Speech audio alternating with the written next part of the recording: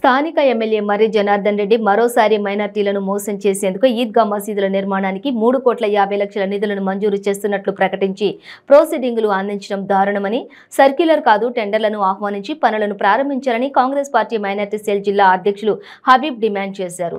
నాగర్ కర్నూలు జిల్లా కేంద్రంలోని ఆయన స్వగృహంలో ఏర్పాటు చేసిన విలేకరుల సమావేశంలో మాట్లాడుతూ గతంలో కూడా ముస్లింలను మోసం చేసే విధంగా ఈద్గా నిర్మాణానికి 35 లక్షల రూపాయలు, దర్గా నిర్మాణానికి 7 లక్షల రూపాయలు మంజూరు చేసినట్లు ప్రకటించి ఓట్లను దండుకున్న తర్వాత అధికారంలోకి వచ్చి ఇంతవరకు వాటిని ప్రారంభించలేదని నిలదీశారు.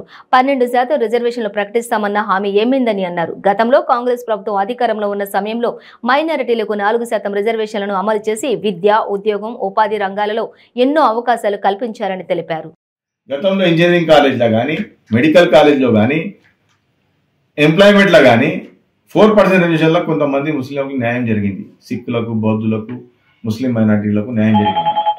దయచేసి నువ్వు 12% ఇస్తావు అనే వరకు ఏమైంది? ముస్లిం సరే, ఇప్పుడు ఇంతమంది ఇంజనీర్ అయ్యారు, ఇంతమంది మెడికల్ కాలేజ్ డాక్టర్లు అయ్యారు, రేపు 12% అయితే ఇంకా మేము మాకు ఉద్యోగాలు వస్తాయి అని మోసపోయి నీకు ఓట్లు వేయడం జరిగింది.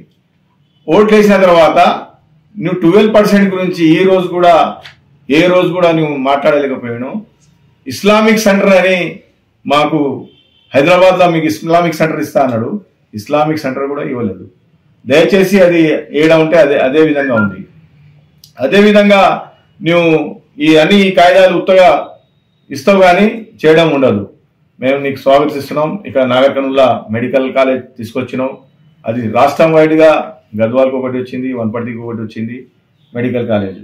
అదేవిధంగా కలెక్టర్ ఆఫీస్ కానీ, ఎస్పీ ఆఫీసు రావడం జరిగింది. అది రాష్ట్ర విధంగా రావడం జరిగింది.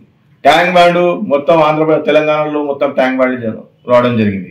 మన నాగర్ కర్నూలు ట్యాంక్ బ్యాండ్ ఒక చరిత్ర. ఏం చరిత్ర? అక్కడ సమాధులను కూడా కులదెంగిండు. ఓకే, ముస్లిం పోతే పోయాయని కూడా చాలా పెద్ద మనుషులు చేసుకున్నారు చాలా మంది. దాని తర్వాత ఉన్న టైల్స్ పీకేసి మళ్ళీ ఇంకా కొత్త టైల్స్, ఉన్న కుర్చీలకు పీకేస్తాడు, మళ్ళీ కుర్చీలు వేస్తాడు. ఇది అంతా ప్రభుత్వ దుర్వినియోగం అవుతుంది. దయచేసి ఎమ్మెల్యే గారు మీ కమిషను నల్ల మట్టిలో కానీ, తెల్ల మన ఎర్ర మట్టి